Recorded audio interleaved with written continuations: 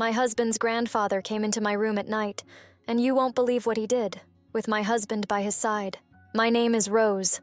I'm 29 years old, and I work as a nurse in a community hospital in Stowe, Vermont. It's a small town, surrounded by mountains that seem to embrace the sky, especially in the fall, when the trees explode in shades of orange and red.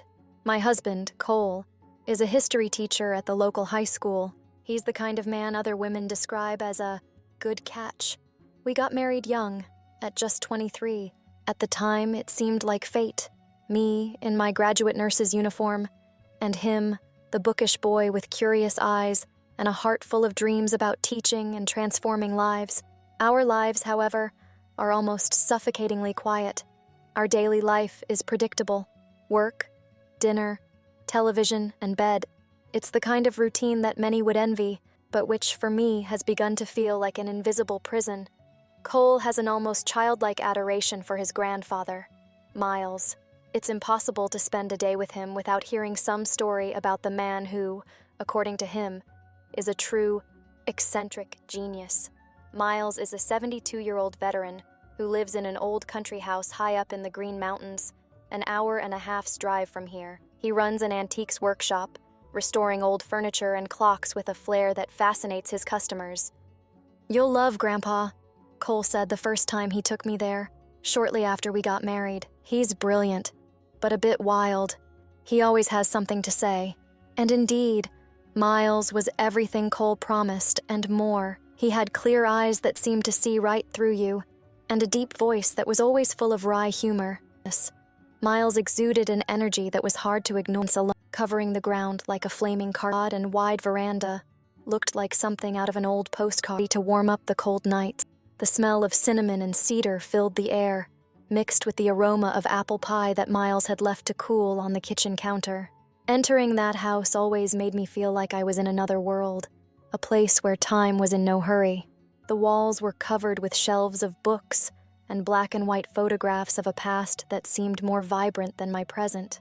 Miles welcomed us with a warm hug, but his eyes lingered on me a little longer than necessary. It was subtle, but something inside me stirred.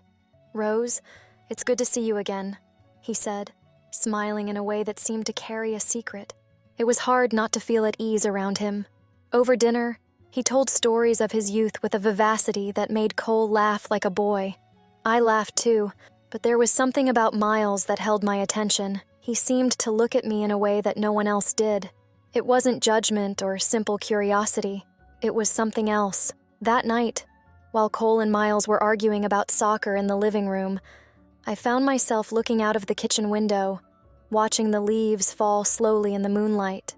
The house was silent, but my insides felt like a storm. Stowe had always been my refuge, my comfort zone, but at that moment, I realized that perhaps I was looking for something outside that comfort, something that only Miles seemed to awaken in me. The next morning, I woke up early, before Cole. Sunlight streamed in through the window of the guest room, illuminating the space with a soft glow. The linen curtains swayed slightly in the cool breeze coming through the open window. Miles's house had a cozy feel, but it was full of history, as if every corner held a secret. Cole, still wrapped in his comforter, was snoring softly, tired from the previous day's walk. He had plans to go out again to explore the surrounding trails, something he loved to do whenever we visited his grandfather. I knew he would spend hours on the mountain, absorbed in his own reflections and the simple pleasure of being outdoors.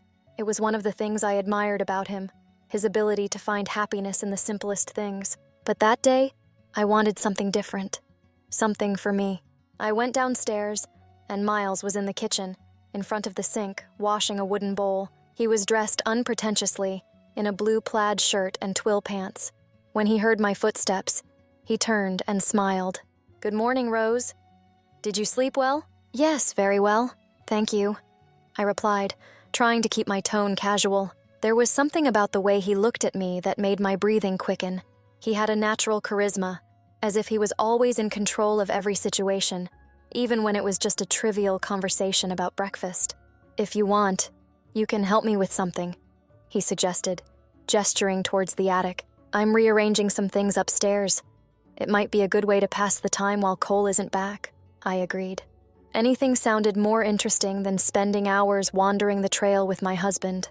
Miles took a flashlight and opened the attic door, revealing a narrow, steep staircase that led to the upper floor. The space upstairs was exactly as I had imagined, full of old boxes, furniture covered in white sheets, and the unmistakable smell of aged wood. The light coming in through the small windows created golden beams that illuminated dust particles suspended in the air. "Watch your step," he said, helping me up. His hand gripped my arm firmly, and that simple touch was enough to make my heart race. I tried to disguise it, but I knew he had noticed something. "Here's a whole world stored in time," he commented, pointing to a collection of antique clocks he had restored. As I helped him stack boxes and examine old objects, Miles began to speak. His deep voice echoed through the space, making the moment almost intimate. He told stories of his youth, of adventures and loves that seemed as vivid as the objects around us. "You know, Rose, life is too short to settle for what's safe," he said suddenly, with a seriousness that made me stop. I laughed nervously. "And what do you think we should do then?" He moved slightly closer, with an expression that was both challenging and captivating. "Live. As if every day were our last. You seem to be searching for something more, Rose. I can see it in your eyes." I swallowed. I didn't know what to say. His words had hit me in a way that no one else had been able to before. I stood there, frozen, trying to find an answer that wouldn't reveal the storm his words had caused inside me. When we came down from the attic, the sun was already up. Cole had gone for his walk, leaving Miles and me alone in the house. I stayed in the kitchen, stirring a cup of tea that Miles had prepared. He walked past me, touching my shoulder lightly, a casual gesture, but one that seemed loaded with meaning. That day in the attic had planted a seed inside me, something that would grow uncontrollably. There was something about Miles that made me question everything I believed about myself, about what it meant to love and be loved. While Cole was outside, amidst the trees and the wind, I was trapped in a dangerous game inside that house full of history, with a man who made me feel alive in a way I had never felt before. Night fell over Miles' house with the softness of a blanket. The wind outside howled through the trees, bringing with it the fresh scent of the forest. Cole was exhausted from the long walk he had taken during the day. He had thrown himself down on the sofa in the living room after dinner, and within a few minutes, the sound of his rhythmic breathing indicated that he had fallen asleep. The house was enveloped in a peculiar silence, interrupted only by the faint crackling of the fireplace in the living room. I stayed in the kitchen, washing the dinner dishes. The hot water against my hands felt almost comforting, but my mind was far from there, lost in the hours I had spent with Miles that day. There was something disturbingly magnetic about him, something that made my thoughts return to him even when I tried to push them away. Miles entered the kitchen at that moment, carrying an empty glass. His steps were firm but silent, as if he were part of the house, part of that night. He placed the glass on the counter and leaned against the sink, crossing his arms and watching me in silence for a moment. The yellowish light from the lamp above us cast shadows on his face, accentuating the lines of expression that, rather than aging him, seemed to tell stories I desperately wanted to hear. "You're quiet tonight," he commented, his deep voice breaking the silence like the crackling of wood in a fireplace. "Are you all right?" I nodded, trying to look nonchalant. "Just tired, I guess. It's been a long day." He laughed softly, a deep, almost teasing sound. "You don't look tired, Rose. You look restless." I looked at him, surprised by the precision of his words. Miles always had this ability to see through people, to see what they tried to hide. It was both disconcerting and captivating. He took a step forward, stopping next to me. "Sometimes I wonder if you're happy," he said, his voice low, almost a whisper. "Really happy." How did he know what I couldn't even admit to myself? Instead of speaking, I looked at the window above the sink. The glass reflected our faces, but the darkness outside seemed to hide everything else. Miles reached out and lightly touched my arm. It was a simple gesture, but the heat of his hand burned like a spark against my skin. I turned to him, and our eyes met. For a moment, the world seemed to stop. There was no longer the sound of the wind or the warmth of the fireplace, just the space between us, small and filled with something I couldn't name. "Rose," he began, but stopped, as if he were choosing his words carefully. Then he simply shook his head and took a step back. Forget it. I shouldn't. No, I interrupted, my voice coming out firmer than I expected. Don't tell me to forget it. I didn't know what I was doing. Maybe it was the stillness of the house, or the loneliness I'd been carrying around for so long without realizing it. Maybe it was the way he made me feel alive, as if I were more than a predictable wife or a dedicated nurse. But before I could think, I took a step forward, shortening the distance between us. Miles hesitated for a moment, his eyes searching mine, as if he were giving me the chance to back away, but I didn't. It was he who broke the distance, leaning in slowly until his lips met mine. The touch was gentle at first, almost like a question. Then, as if a dam had broken, the kiss deepened. His arms wrapped around me, and for a moment, I felt like I was being pulled out of myself into a world where everything was more intense, more alive. When we parted, the silence returned, but it was different now, charged with the awareness of what we had done. Miles was still holding my face, his gaze fixed on mine. There was no regret in his eyes, but no promise either. It was as if he knew that what had happened couldn't be undone, but didn't need to be explained either. You know it changes everything, he said softly. I just nodded. He was right. That moment, that night, was a watershed, and I knew that I would never see my life or myself in the same way again. Miles walked away, picking up the glass he had left on the counter. Before leaving the kitchen, he stopped at the door, looking at me one last time. Good evening, Rose, he said, his voice laden with something I couldn't identify. Good night, I replied, my voice almost a whisper. When I was alone in the kitchen, I leaned on the sink, trying to catch my breath. Outside, the wind continued to blow, indifferent to what had happened, but inside me, everything had changed. The next morning arrived with the lightness of a day that pretended to be like any other. The sun was rising between the mountains, painting the sky in shades of gold and pink, and the birdsong echoed around the house. Everything seemed unchanged, as if nature was conspiring to hide what had happened the night before. But inside me, the storm that Miles had stirred up could no longer be ignored. I woke up to the muffled sound of Cole talking animatedly in the kitchen. The smell of fresh coffee and pancakes wafted through the hallway, but it didn't bring me my usual comfort. Still lying down, I felt the weight of a new reality that I had chosen for myself. As much as I wanted to go back in time, to erase the choices I had made, the memory of Miles's touch, of his lips, was engraved on me like a freshly made scar.